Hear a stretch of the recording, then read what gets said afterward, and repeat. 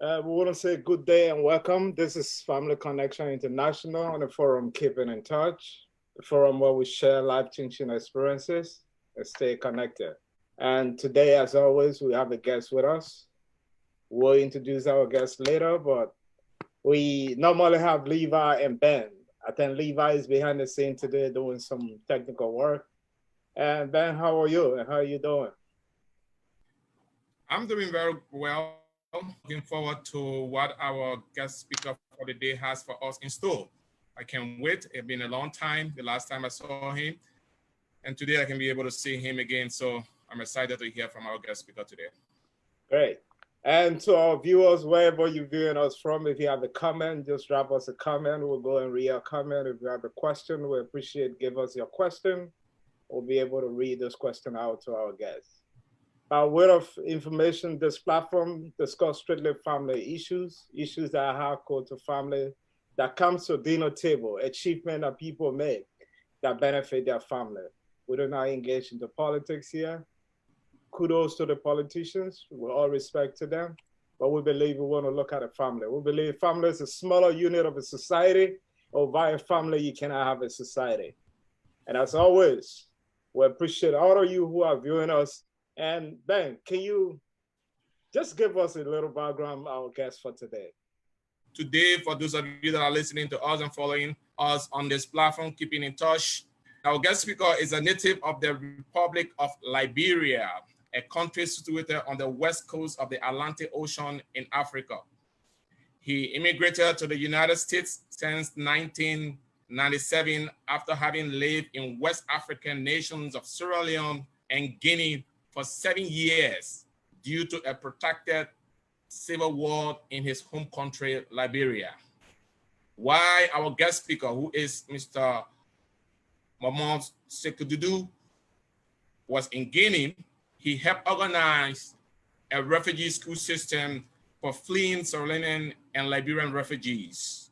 He served as a teacher, a registrar, and subsequently he became a vice principal for instruction between the years 1993 and early 1997. Ladies and gentlemen, those of you that are listening to us this evening or this afternoon, or whatever time it is at your location, we want to let you know that our guest speaker today is a long time educator. At present, he is a full-time faculty of business at Anokart Ramsey Community College in Coon Rapids, that is in Minnesota. Since 2004 to present, Professor Dudu has also taught on a part-time basis at several other colleges in the United States of America. His core areas of instruction are business management, finance, accounting, and economy. Ladies and gentlemen, we will get to know more about our guest speaker today as time goes on during this time of our discussion. It's all about keeping in touch with family members that are far and near. So we want to welcome you today to give us your undivided attention as we continue the discussion with our guest speaker. There is more to come concerning our guest speaker. So we say, Mr. Sekou Momoh Dudu, you are welcome to be part of this forum here today. Thank you. We just go over straight to Professor Dudu. I know he said a lot about you. Just tell us, who is Professor Dudu from the family standpoint? Well, first and foremost, I want to thank both you, Mr. Ketor and Mr. Fassad, for giving me the honor to appear on your very esteemed program.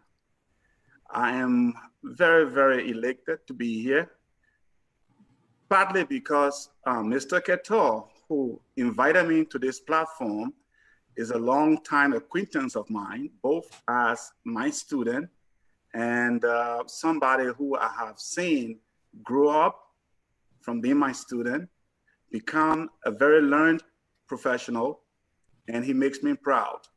So when he contacted me to be on this platform, I thought one way I could acknowledge his own inspiration to me is only to acknowledge it and agree to be here.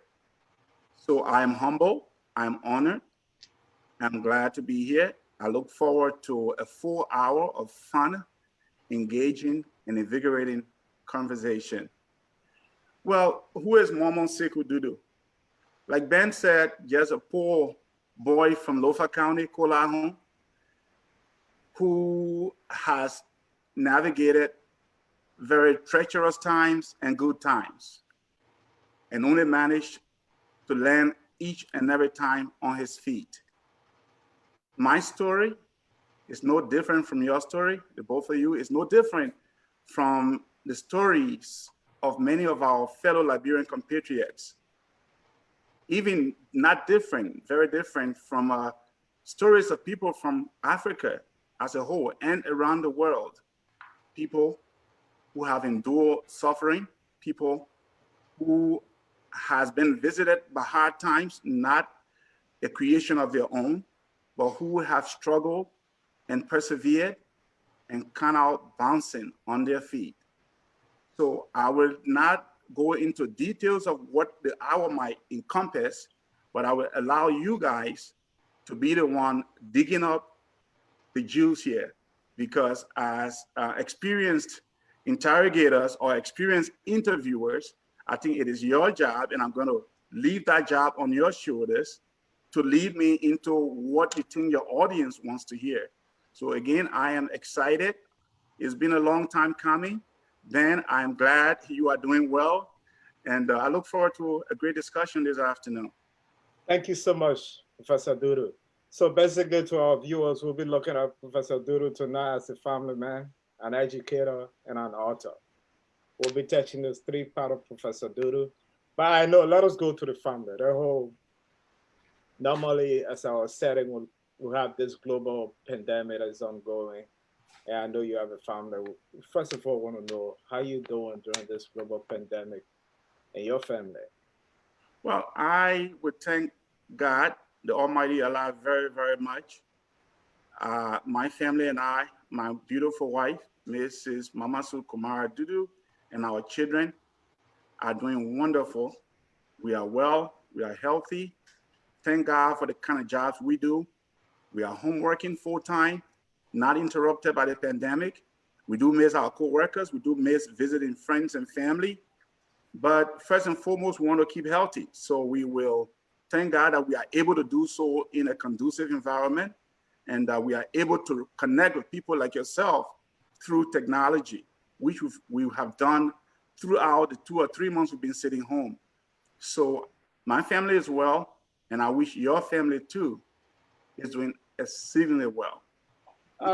We want to know, I know you got some other family members somewhere maybe out of the US or maybe it's different part of the US.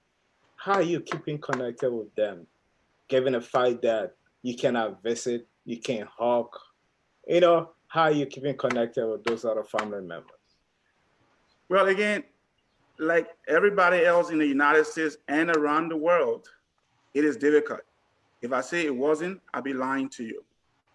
But I am an optimist. I always see the glass half full.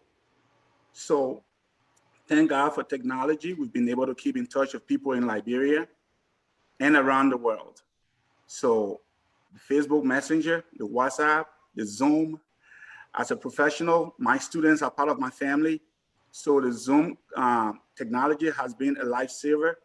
Facebook has been a lifesaver. Sometimes it gets a little tiring, but we thank God all of these things are available. So once in the blue moon, when we are opportune to see some really close friends, we still do the elbow handshake.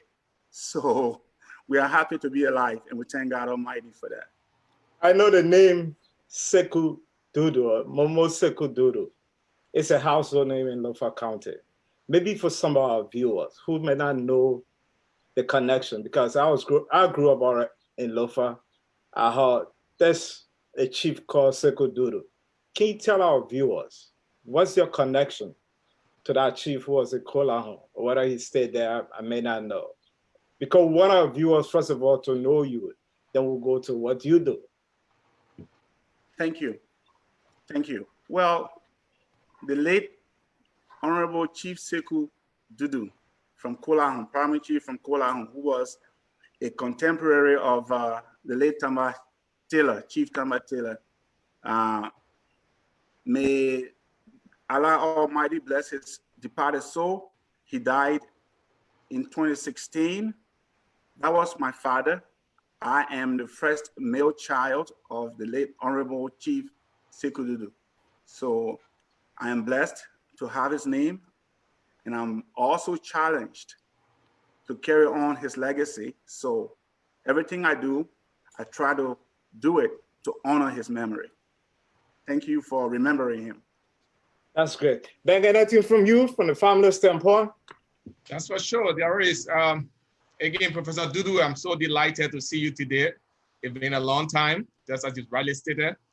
Once upon a time, when I was in the refuge land, that was in Guinea, you were one of those that instilled some discipline in me as a student.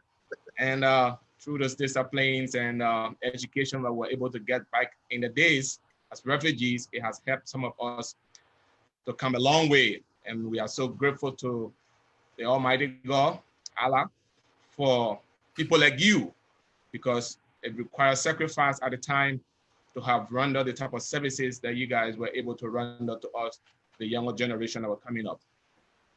Mr. Dudu, if you can a little bit elaborate to our listening audience, what was your journey like living from Liberia, going into a refuge land? Well, you know, Ben and Mr. Fassah, I always tell people, even if they are my students or just friends or family, that it is important that we write our own stories, or we say to people our own stories. We have to own our stories. If we don't, other people will tell our stories for us. And when that happens, it will be told from a vantage point that might not be the truth, the whole truth, and nothing but the truth. So my journey, like I stated early on in the show, mirrors that of your journey. It might not be walking through the same sense of time. It might not be walking through the same villages, but generally when the war started in our country, which I kind of went to work and recorded in my memoir, Heroine December, recounting a journey of sorrows and triumphs, which is right here, it was a shock for most of us. We were living really quiet lives in Liberia at the time in 1989. Some of us were university students looking eagerly towards graduation and moving into the professional ranks in the country. And out of the blue, here comes war. We're uprooted by war, initially thinking, hey, this is like any other coup d'etat. This is going to end in a matter of weeks. Weeks came and went. Months came and went. Now, we were faced with some harsh realities. It's either you stay put, face the war, be a participant in the war, maybe kill somebody or get killed by somebody, harm somebody or get harmed by somebody. Now, faced with that reality, knowing that my purpose in life was much more than that, I chose to flee. I did not flee because I was a coward. I fled because deep down in me, I saw today. Many, many years ago, I saw today. I did see the future. I saw a tomorrow for myself and for many other Liberians after the war. I saw that my capacity to help other people was much more important than staying and proving myself to be a warrior, so to speak, or a freedom fighter, so to speak. It doesn't really matter at the time, but I was able to walk by land, mind you, through Monrovia, through very hazardous conditions, through very dangerous conditions. As a matter of fact, the very day I crossed the Cowell Junction on my way on foot to Tottenburg. The very next day, that road was cut off completely by rebels of the Independent National Patriotic Front. So I basically escaped Monrovia in the nick of time. So long story short, I walked through the Game Life Forest from Tottenburg onto Lofa County, got to Lofa County.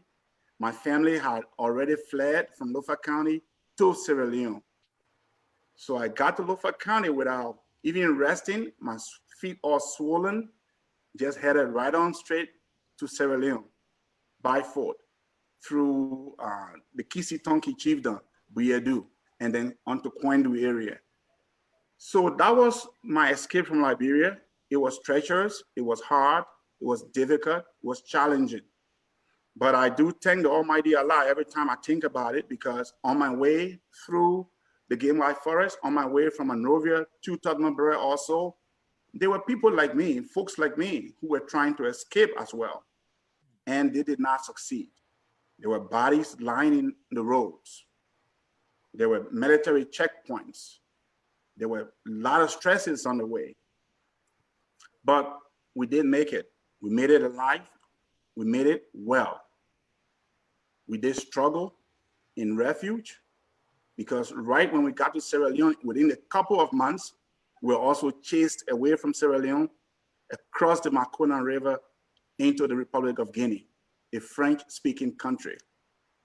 Now, you guys know we are not French speakers. We are not native French speakers.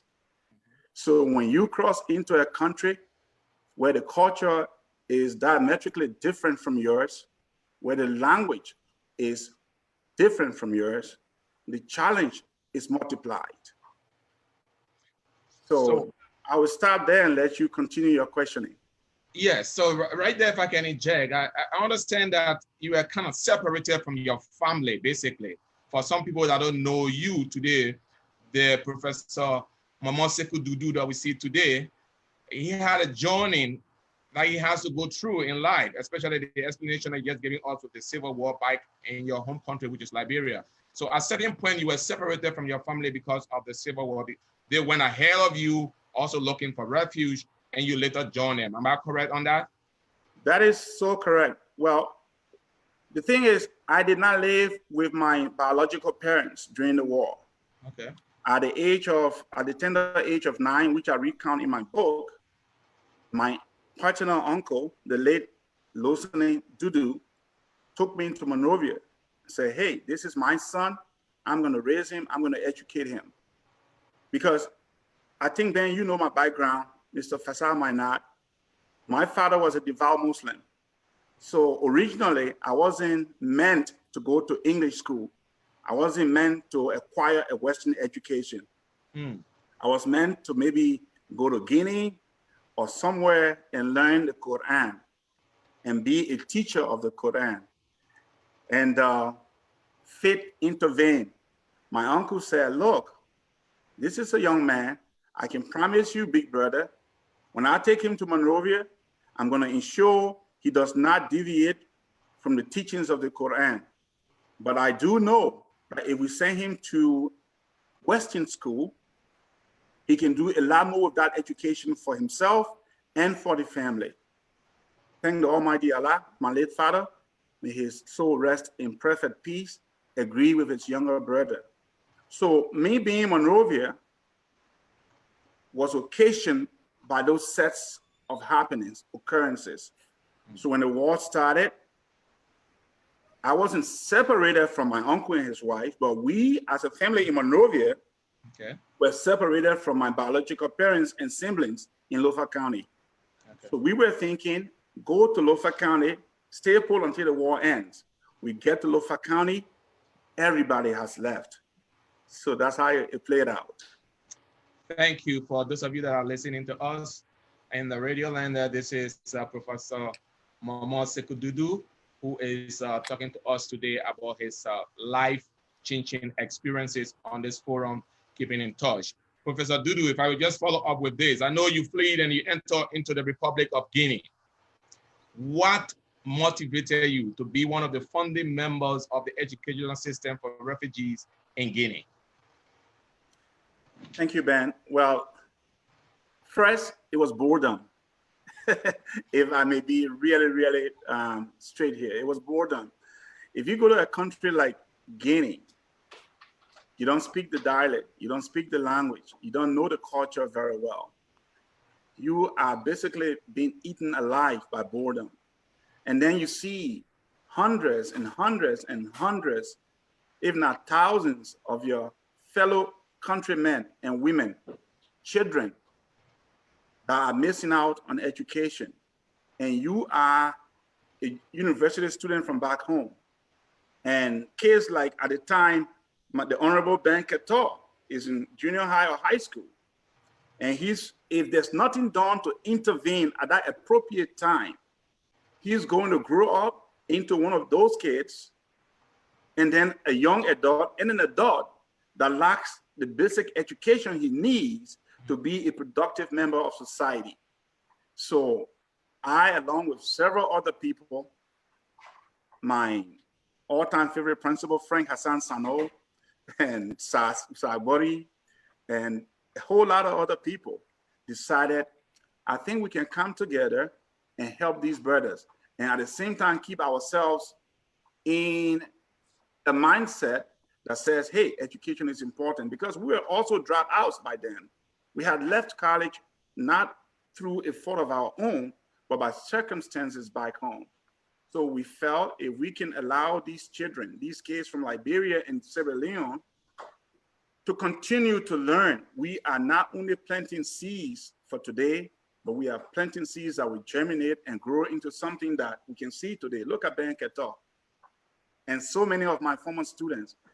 I might not have millions of dollars in my bank account today, but I'm a rich guy. I'm a very rich guy, just by virtue of people like Ben Ketor and all around the world. My own students, some of whom I don't even remember, but I do get like Facebook messages. Hi, Mr. Dudu, from nowhere. And they introduce themselves and say, I was once your student. And I just beam with pride and satisfaction and contentment, knowing that I did play a very small part in this person being the person that I am today, moving this world forward, one person being educated at a time. So just to go back to why we did it because it was the right thing to do. Right. We didn't do it because there was so much money in it. In fact, when we started, we weren't getting paid.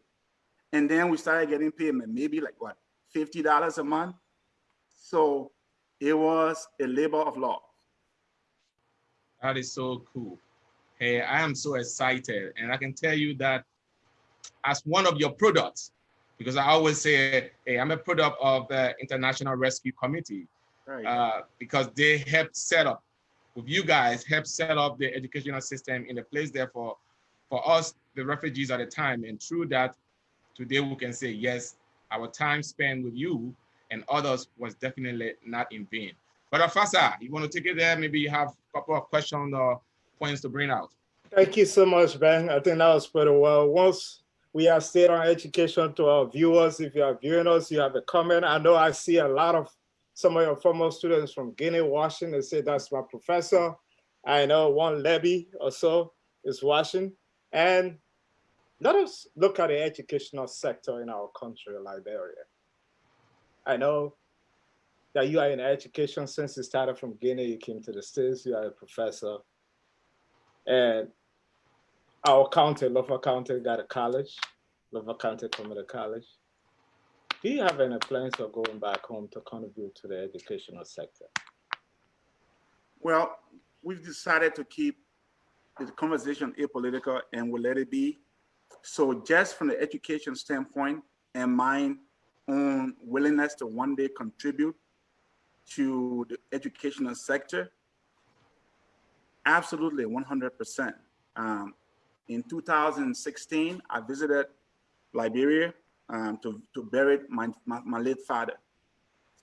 On that trip, I visited the then Vice President of the Republic in his office because he had come to the States, Honorable Boakai had come to the States a couple of times and we had met and talked.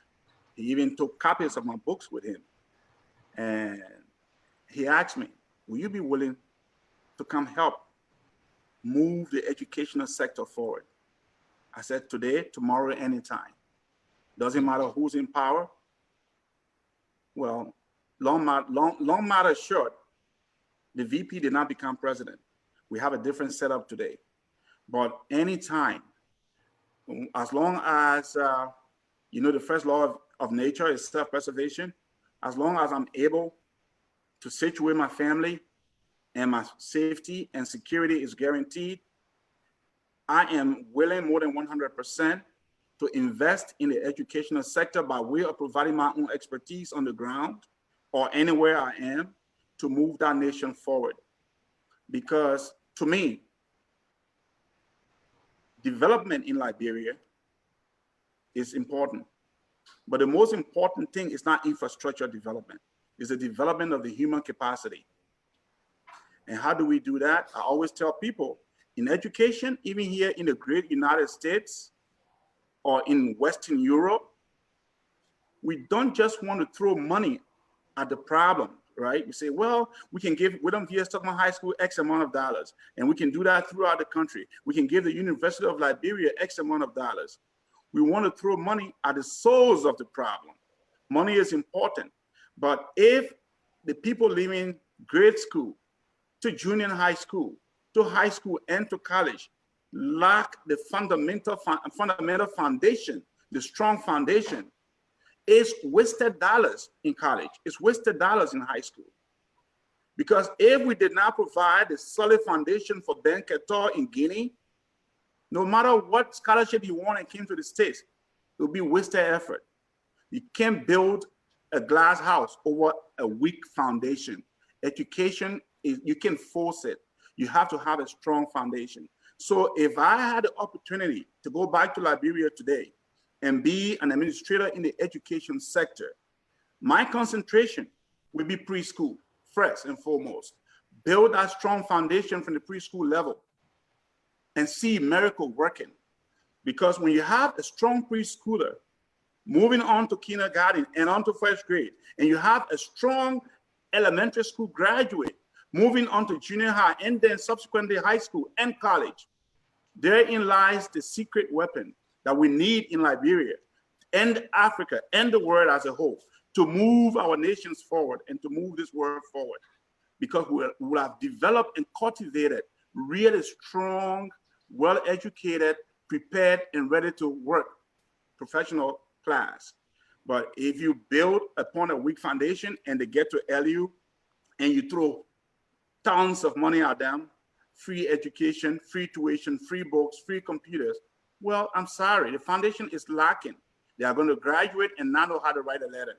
They are going to graduate and not know the subject-verb agreement. They are going to graduate with a degree in accounting and not know what a balance sheet is. So again, going back to the source of the question or to the beginning, I am who I am because of Liberia. I want to do everything in my human power for as long as I live, for as long as I have this breath that Allah provided me in my lungs. It is my wish and dream someday to do something in my own way as an individual and possibly as a consortium in concert with other people and other organizations to help structure the education sector in Liberia so that when we say someone graduated high school, they are truly a high school graduate. Comrade Fire Levy, he's told me about, he's one of my students, and I know Comrade is listening. Comrade is somewhere different today, not in Guinea, but somewhere in a different country, making his mark. Why? Because myself and other committed people in Guinea took the time, no matter how they felt. And let me tell you the truth, Ben Ketor and Comrade Levy, they were not my best of friends when I taught them, because sometimes I made things really challenging, really difficult. They might have loved my presentation skills. They did not love that I was a high knock kind of guy, you know? So let's build the foundation, people. The education people in Liberia, let them know if they are listening to me, we want money in the system, We want money at the optimal time. What's the optimal time? Preschool. That's so right. I can agree more because I also help in the education sector while at the University of Liberia. I had the opportunity to teach in Liberia, and before I left Liberia, students who taught in high school could not compose a single letter. So as a result, I wonder when I stood before them and I found out if we leave and this generation go out, who's going to bring up the next generation? When I came to the States, I found out my daughter was in the 10th grade and the instructor teaching my daughter using a smart board and she has a computer. But the next thing I was looking at, I know there are people at the university that we got technology. There are ways that you could stay here and offer courses at the University of Liberia. Is there a possibility? Is there any means that if you are contacted to do stuff like that, will you be willing to help? Well, I'm a busy man. But no matter how busy I am, Liberia is nearest and dearest to my heart. I'm a middle-aged man now, not a young man anymore. And if Allah blesses us all, who knows, another 30 years left to be productive. So I am always game when it comes to Liberia. So if I am opportune to be offered a situation where I can stay here in my home in the United States and offer classes at the University of Liberia through technological programs like Zoom or Skype, or you have it, absolutely, absolutely. I sat in those classrooms in Tottenham Hall, in FQ, the Firestone Quadrangle, at the other campus in Mount Barclay area, right? Fender. So I am more than willing, if the appropriate situation is created, to be able to offer my services. What better thing could I do? I've taught hundreds and thousands of students across the United States. Great, don't get me wrong. I'm contributing to preparing the workforce of the world, the larger world, some of whom I one day go into Africa and help. But if I can help from the very souls in Liberia, in West Africa, of course, I'm ready to do that. Thank you so much, Professor Dudu. We'd like to move on to some of your books. I was able to go on your blog, and there's something you wrote there, praise songs for my children. And there's a quotation that says, to be a Black woman, to be a Black woman is to be a woman ready to mourn. To be a Black mother is to go to bed with your head halfway on your pillow. To be a Black mother in America is to stand between night and day, waiting to see if the policeman would not kill their son today. What was you thinking when you wrote this line? Well, I'm not going to take credit for that. Actually, Praise Songs for My Children is a book of poetry written by one of my own professors, Dr. Patricia Jaber Wesley, who actually teaches at the University of Pennsylvania at Tuna. And she was one of my favorite professors at LU. And she was hard. She was challenging. And I tell her that every day and we laugh about it now. I'm like, I'm not as hard as you, Professor Wesley. She said, well, try to be as hard as I was on you. So I was reviewing a book she wrote, and those are her words. And I was just contemplating on, hey, how much more closer could this get? She actually brought home the Black Lives Matter movement to me. She brought home the agony we face as parents in America. Just Friday, a 27-year-old boy got gunned down, running away from 2 police officers, gunned down and killed. Right here, few miles from where I live, downtown Minneapolis, George Floyd was murdered before our very eyes on camera. These things has happened. These things have happened so much. It's almost like you go to bed and you can see them in your dreams, and you hope they continue to remain dreams. And then your eyes open, they are actually reality. So those words are not mine. I was commenting on those words. Those words are the words of my professor, the Venerable Patricia Jada Wesley. And thank you. I know you are quoting her words. But let's take us back a little bit. It's like what you were discussing, the way that is going around America today. I know you have a family. If you sit on a table, maybe you have a daughter, you have a son, what will you be able to tell them about what is happening today? That's a pretty difficult question. It is a difficult conversation to have with your children, knowing that they are some times in their life are of very tender ages, and they do not understand the full gravity of what our skin color could portend for us in terms of danger. My case, mostly go to school with a lot of white kids, right? So as far as they're concerned, they're the same. But you have to sometimes step back and let them know, no, it might appear so, but we are not the same.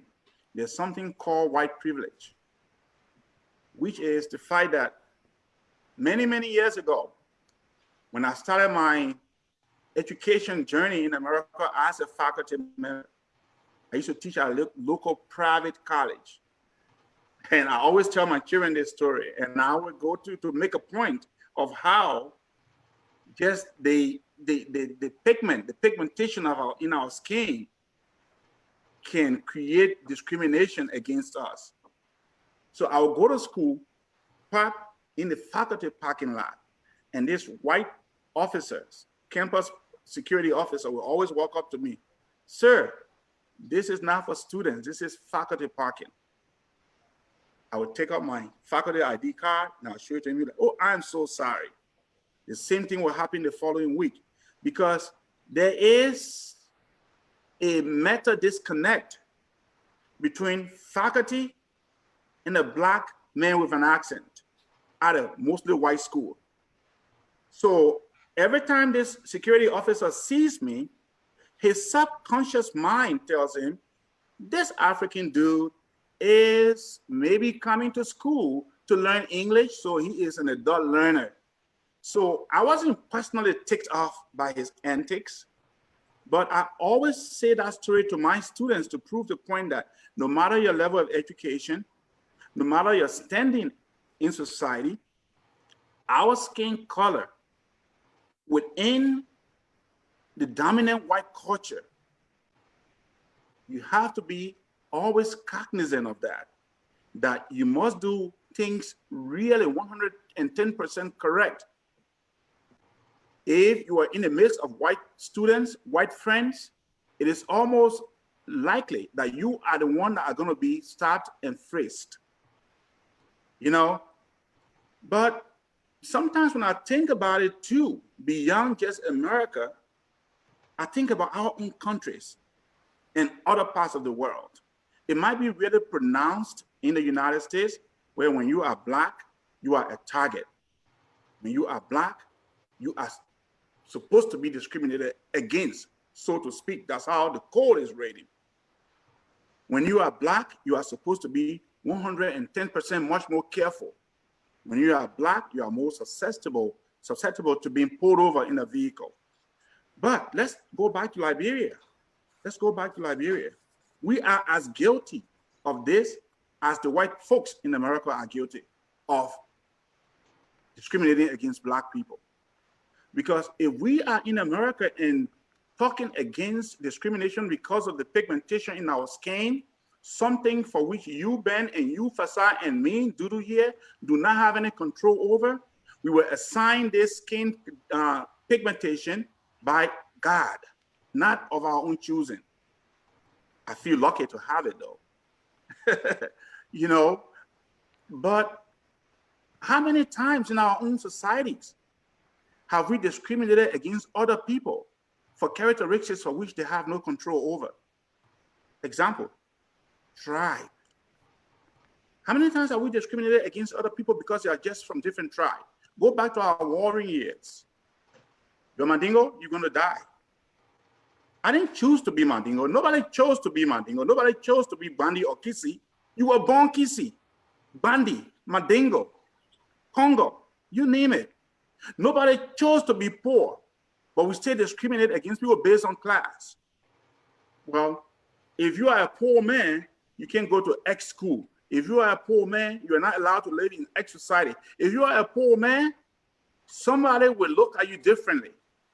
So discrimination by skin color is bad in America, but we should also expand that to say, well, discrimination based on tribe, discrimination based on class is as bad, if not worse, than discrimination based on skin color. So when we are in America and preaching and advocating and shouting out against discrimination based on skin color because we are direct victims of it, when we go back to Liberia and Africa and other parts of the world, we should be ready to also scream aloud and advocate against discrimination against tribes and discrimination based on classism. So it is difficult. It is a difficult topic, but I do my best to always conscientize my children that when you are out there, no matter what your intentions are, you've got to be really circumspect on what you do because you are a target. And we never requested the color. You cannot tell Christ that I want to be black if I'm born, or I want to be white. This is the color that we came with, and we are proud to be black. And if you are viewing us tonight, you want to call and make a contribution, you can call us on WhatsApp, 281-467-7465. This is Family Connection International on the forum Keeping in Touch. And tonight we have with us Professors Momoh Sekou Dudu, who is an educator and also an author. We've been discussing some of his contribution in the education sector and other books that he wrote his memoir as well. Dan? Listening to the voice of a professor always gives you more enlightenment, it gives you more understanding of things, it brightening your mind and give you more ideas.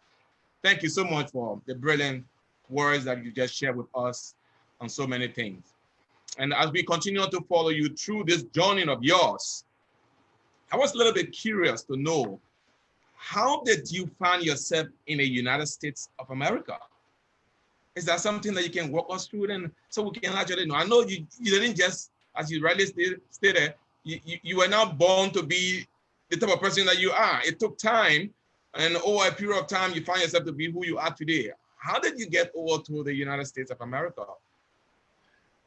Well, truth be told, it is through the miracle of Allah, God. Then we were in Guinea, we were in Gigedu, Guinea, right? And so one afternoon, me, my friend who is in Philadelphia now, Frank Sano, Edwin Kendema, we three of us are walking down the road and passing by the IRC office. And someone says, there is a test going on in the compound there for IRC students there's a scholarship opening, 2 or 3 scholarship openings for IRC students. And jokingly, my friend Sana says, Dudu, you are so tiny, you could pass as a student. I'm like, come on, stop kidding me. He's like, come on, go do the test. No one will stop you. You look like a student. You're one of them. So I'm like, okay, just to make fun. So I walk in there, and Celeste Stilly, the office manager, she's like, hey, Mr. Teacher, what you want? I'm like, I just want to do the test. You're welcome. Go try. And I sat there just making fun, laughing, wrote the essay, and walked away. Now, a couple of months after we wrote the essays, my friend Edwin Fayakindema left Guinea and went to Liberia. And I had just gotten promoted from being the registrar of the senior high school to a vice principal. And Edwin writes us a really touching letter. And up to this day, I always say Edwin Kidema is a true friend. He says, I know we are giving back to people in Guinea, but let us not forget our own education. I'm back in Monrovia. I have just registered to re-enter the University of Liberia.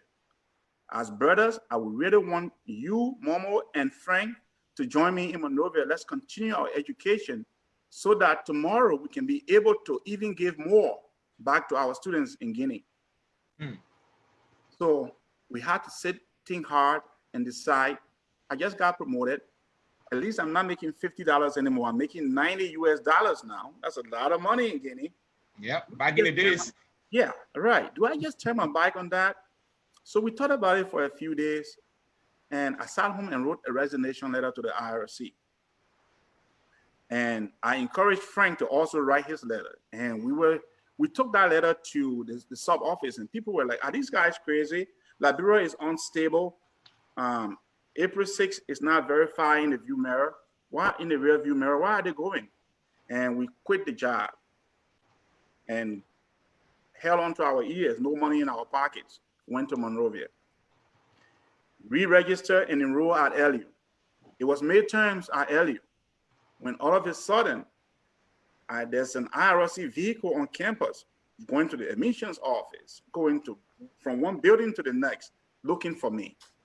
And LU campus on Capitol Hill is a small place. Word gets around fast.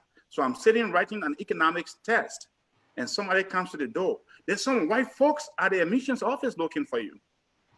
Me of all people, who in Monrovia knows me? Who from the embassy knows me? Who? Well, it turns out word had come from the United States to Guinea and then forwarded on to Monrovia to the IRC office that I was among the top performers in the exam that was administered for the scholarship, and all of my school papers have been processed, waiting for me to go to the embassy to pick up a student visa. Wow. Somebody told him, like, wake me up from my sleep. This is not true.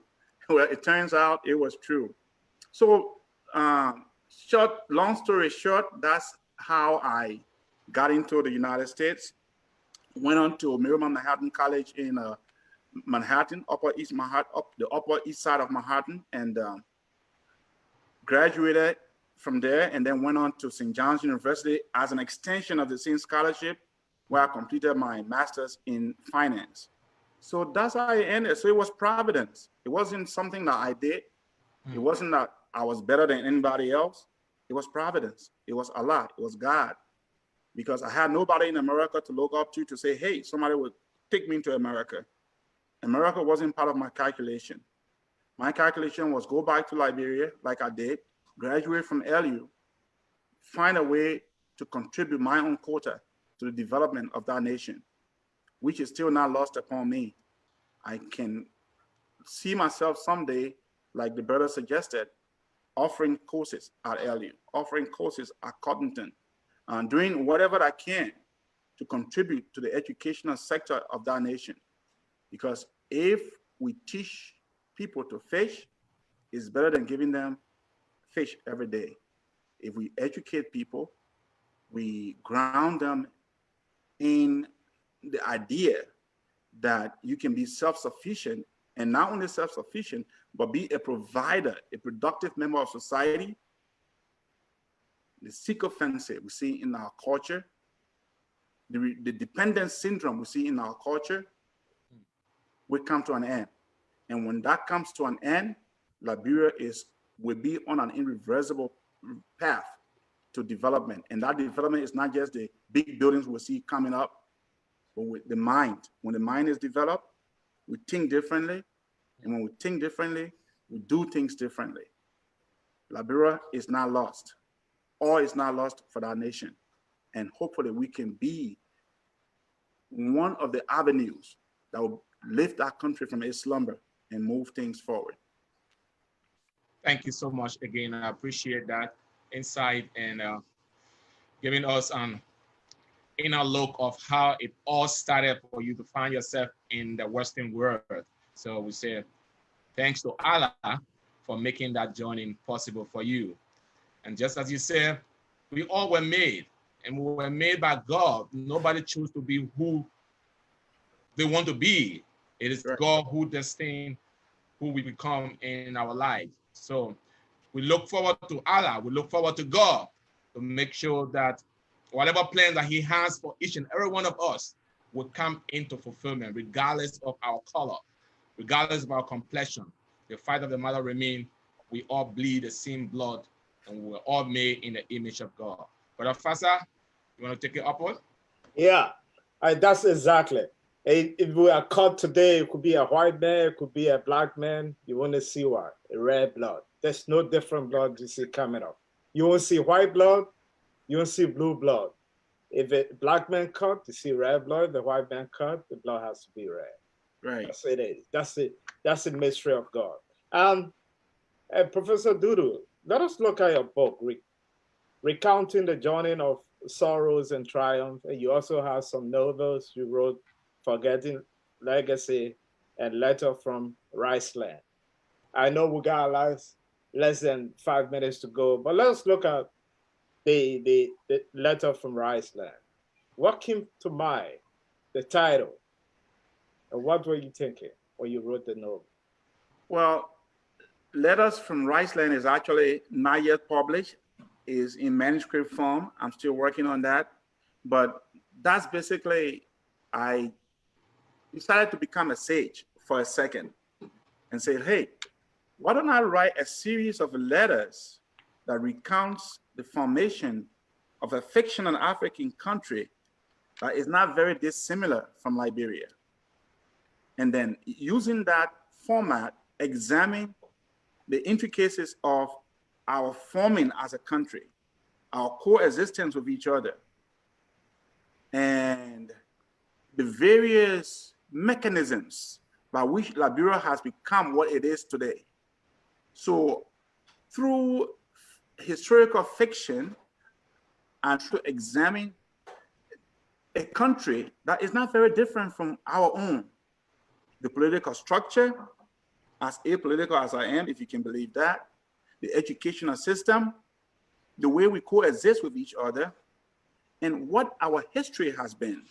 And then use that examination to kind of cultivate a national psyche that is rooted in interdependence with each other, and better thinking, and better education, and finally, maybe mutual coexistence for the benefit of us all.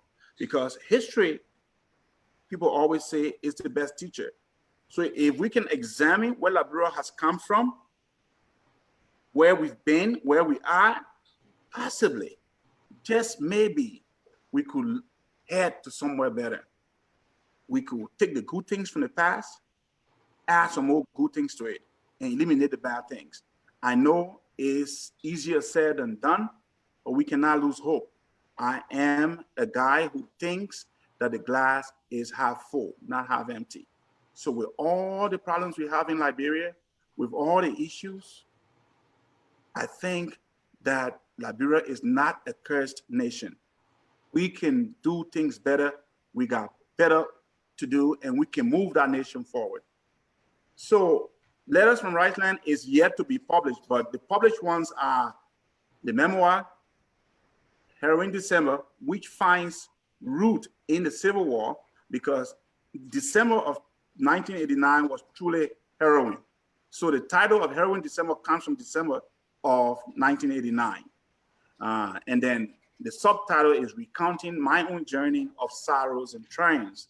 And then this other book called Forgotten Legacy, like I said, is basically another fictional account of our traditions, our culture, because I always think that for somebody like me and you and Ben who are having children in the West, these kids know nothing about Liberia. They know nothing about Mandingo culture, Kisi culture, Bandi culture, Kru culture. You and I were fortunate enough to grow up knowing those things.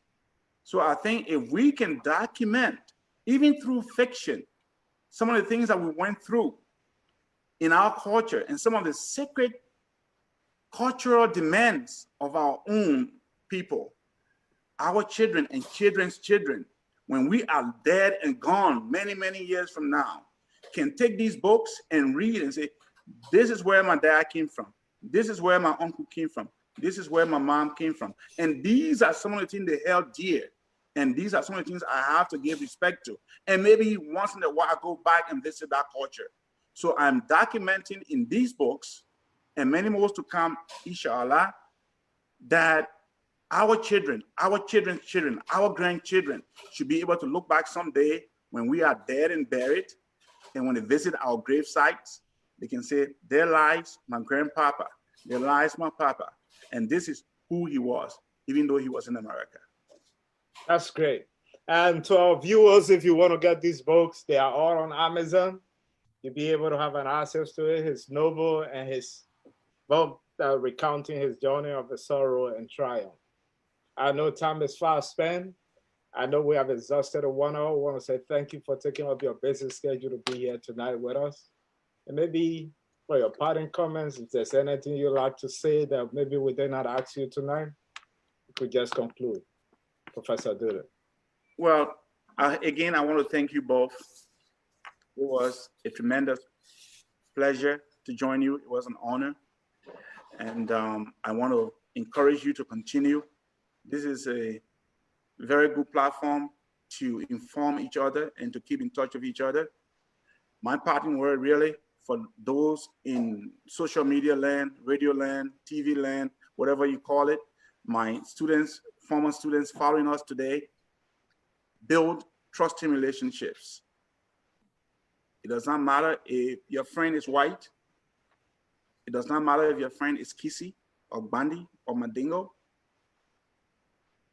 We are products of one supreme being, God, Allah.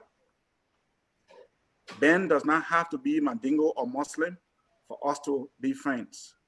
Fasad does not have to be Muslim or Black even for us to be friends. In my short life, some people might say very old life, I've learned to make friends across tribal lines. Some of my best friends in Guinea were not from my tribe. They were either Kisi or Kru or this or that. So we are very different people. But I always look to see what connects us, because I always tell people what connects us or what is similar about us is much more important. And there are more things that bring us closer together or connect us than there are things that divide us. If I say Ben right now, Ben, Kisi, Momoh, Bani, or Mandingo, that's about it. That's our difference. Maybe political differences. But the human spirit is the same. The human concern is the same. We might want to be using different paths to get to what we want, but your basic needs are no different from my basic needs.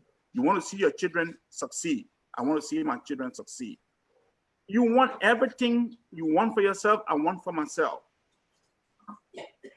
In the book, Heroin December, I talked about a lady, may her soul rest in peace, Schwabi, Marianne Schwabi. She died in 2009. Why RSC brought me here, that lady for no reason chose to underwrite my educational cost and stipend through graduate school. She loved me like her own child. Even though she was white, I was Black. Or I am Black, I'm still alive. So what I can tell everybody in social media land listening to us today, keep doing what you're doing, stay healthy. Coronavirus is still real, pandemics are real, they are not hoaxes. Take care of yourself. Allah willing, someday we'll see in the flesh and blood. I love you all, and you have yourself a wonderful rest of your weekend. Thank you so much. That was the words of Professor Momoh Sekou Dudu, who has been our guest tonight on Family Connection International program, Keeping in Touch. We wanted to say thank you so much for joining us, to our viewers, wherever you're viewing us from tonight. We want to appreciate you for viewing us. We'll be back here on Friday and on Sunday. Don't forget, this Friday, we'll be putting a spotlight on one of us, those on this platform, to share his experiences and his journey. On behalf of the entire crew, Ben, Levi behind the scene. Levi will miss you. I know. And everybody viewing, we want to say good night and goodbye from my end. Good night. Good night.